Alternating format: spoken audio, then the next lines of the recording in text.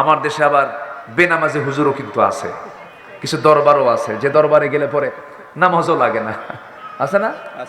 নামাজ লাগে না। বহু কত রশি আছে, 2 রশি, 6 রশি, 10 রশি, যাই হোক বহু রশি আছে, যে রশিগুলো ধরলে পরে নামাজও লাগে না, কিচ্ছু লাগে না। হ্যাঁ, খালি একটু একটু ফাল মাল্লি হয়ে যায়, একটু জিকির টিকির করলে বাস হয়ে গেল, জান্নাত পেয়ে গেল, নামাজ লাগে না। আছে না, এরকম আছে না? খাজা দিল কর তাজা, ইসমে জালাল, গাজার কলকি খাওয়া হালাল, জোরে কর নাউজুবিল্লাহ।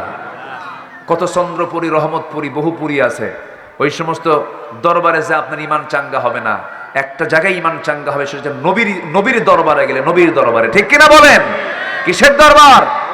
নবীর দরবারে আমরা থাকবো, অন্য কোন দরবার আমাদের খোঁজার দরকার নাই। আতিউল্লাহ ওয়া আতিউর রাসূল ওয়া উলিল আমরি মিনকুম ফাইন তানাযাতুম ফি শাইইন ফারুদ্দুহু ইলাল্লাহি ওয়ার রাসূল।